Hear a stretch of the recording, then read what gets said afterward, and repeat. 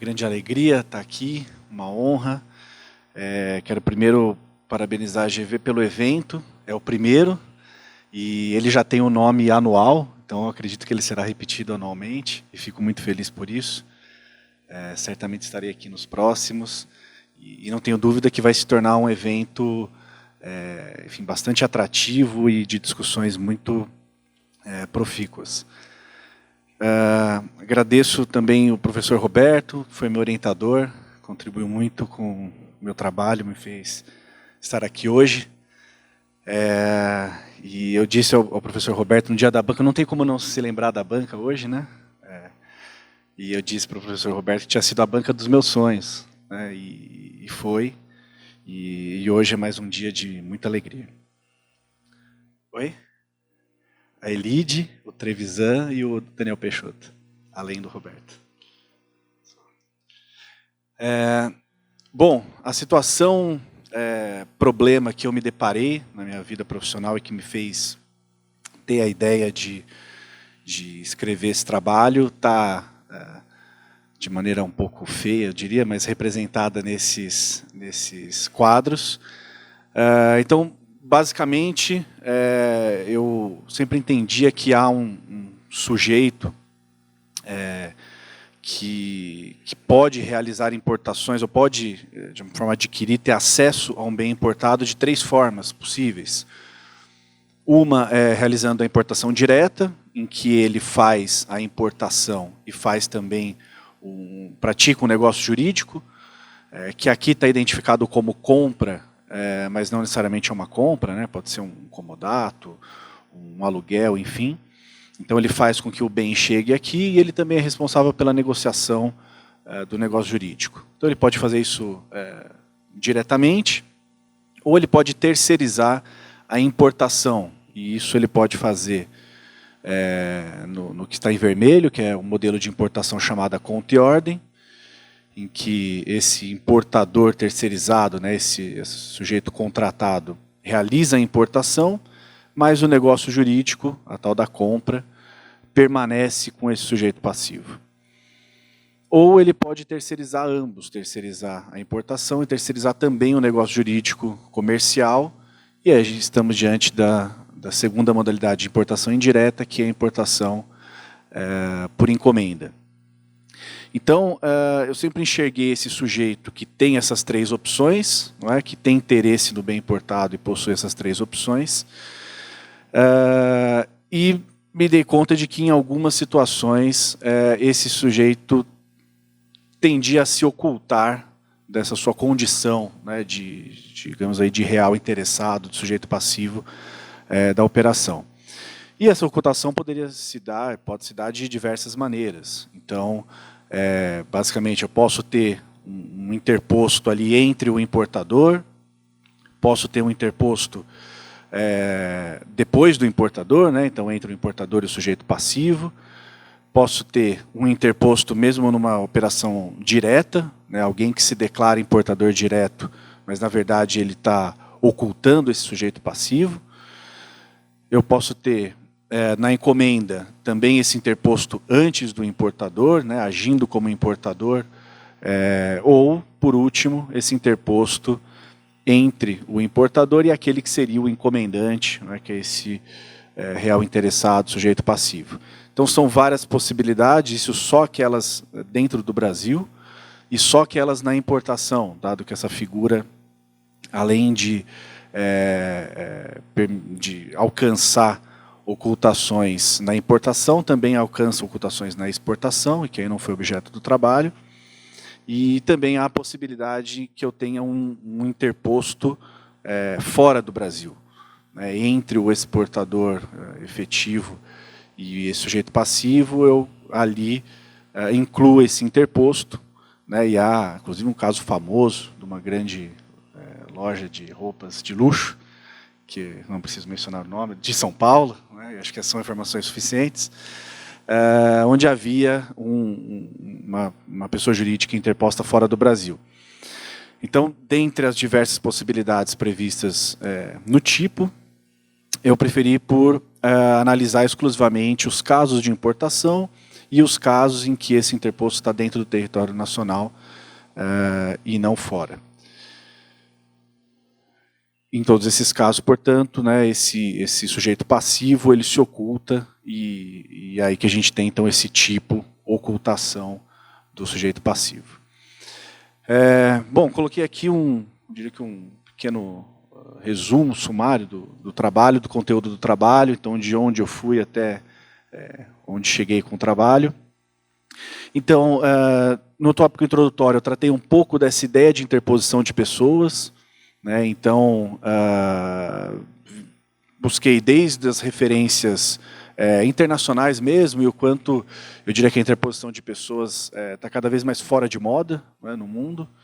Então, há décadas havia, né, ações ao portador e tantas outras situações em que eu poderia me ocultar, né, seja de um patrimônio, de uma obrigação, quer que seja, e cada vez mais há no mundo um movimento para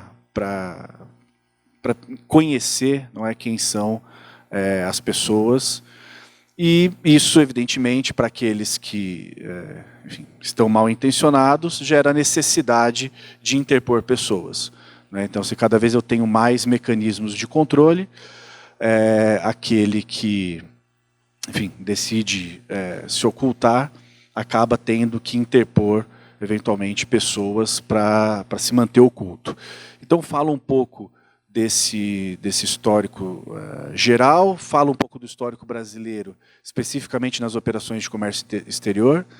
Então, do movimento que houve no Brasil com a abertura, né, no governo Collor das importações, e os trabalhos que foram feitos a partir especialmente da evasão de divisas. O comércio exterior foi bastante usado naquele momento inicial como meio para a evasão de divisas, e aí a devolutiva do governo foi de endurecer esses controles para os intervenientes de comércio exterior. Então surgiram várias figuras no Brasil, a necessidade de habilitação no radar, por exemplo, foi uma delas, as próprias figuras de importação indireta que eu mencionei anteriormente também, e uma dessas medidas foi a criação desse tipo infracional, né, que é a ocultação do sujeito passivo. Então isso passou a ser tido como uma infração, né? Você se ocultar passou a ser visto como uma infração. Em seguida eu falo um pouco desse conceito de importação, né? Especialmente para entrar no que é importação direta e essa separação entre o que é importar e qual o negócio jurídico subjacente a essa importação, que aí podem ser vários em princípio, locação, comodato, enfim, mas que especificamente na importação indireta não. Aí a legislação, quando trata da importação indireta, limita a operação de compra e venda, por isso que no primeiro slide eu menciono a questão da compra. Então não posso, numa locação, terceirizar a importação para uma trading company, por exemplo.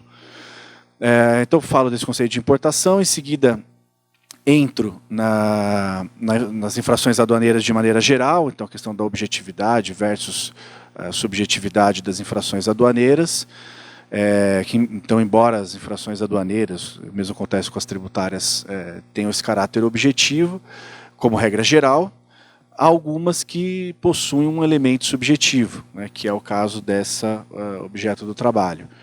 Então, essa é uma infração que depende da existência desse caráter objetivo, né, e aí eu trouxe até entre aspas aqui, na linha de baixo, qual exatamente o tipo todo previsto, né, que é a ocultação do sujeito passivo, ou do vendedor, ou do comprador, ou do responsável pela operação de comércio exterior, mediante fraude ou simulação, e está aí então a necessidade desse elemento subjetivo, inclusive a interposição fraudulenta de pessoas. E aí, portanto, trago essa ideia, né, a partir da palavra inclusive, de que a interposição fraudulenta é uma espécie da qual a ocultação é gênero. Então, eu posso me ocultar de algumas maneiras, uma delas é a interposição fraudulenta de terceiros, que foi depois analisada em mais detalhes ao longo do trabalho. Para entrar nesse tipo infracional, eu passei, então, necessariamente pela figura da fraude, pela figura do dolo, e aí, nesse aspecto, o trabalho acaba tendo uma interdisciplinaridade inevitável com o direito penal. Felizmente, fui bastante ajudado pela professora Heloísa Estelita, a quem agradeço também, por todas as conversas que tivemos sobre o dolo. E a partir daí eu entendo que o meu trabalho passa a ter algumas coisas não, eu diria, incomuns. Uma delas é, então, a partir dessa necessidade de fraude, né, dessa presença do dolo, eu trouxe algumas situações fáticas indicadoras desse dolo, né? Então, a construção do trabalho é que o dolo, né, ao contrário do que é dito pelo William Bonner, não é? O dolo não é intenção, não é possível saber o que está na cabeça daquele sujeito, né? Então isso nunca foi exigido, de ninguém, nunca juiz algum teve acesso, né, às vontades do réu, mesmo direito penal. Então eu passo a enumerar ao longo do trabalho condições que indicam a existência desse dolo, e aí proponho uma tábua de pontuações, né, e que somadas indicariam a presença ou não do dolo, e aí algumas condições, algumas situações que são positivas, ou seja, cuja pontuação vai sendo incrementada, e algumas negativas. Então, algumas circunstâncias que tiram pontos dessa somatória para, no final, chegar a um resultado sobre a existência ou não do dolo. Para isso, eu precisei também trabalhar os motivos pelos quais alguém pratica, alguém se oculta, né? E aí os motivos são diversos, vão desde a prática de crimes, como eu falei no início, evasão de divisas, descaminho, até motivos exclusivamente tributários, como um recolhimento menor de IPI, a que estão sujeitos os importadores por equiparação. E aí trago, então, a rolo vários desses motivos, né? Um sujeito que não consegue obter habilitação no radar, ou que teve o seu CNPJ suspenso, enfim. Vários são os motivos pelos quais alguém decide se ocultar, interpondo um terceiro.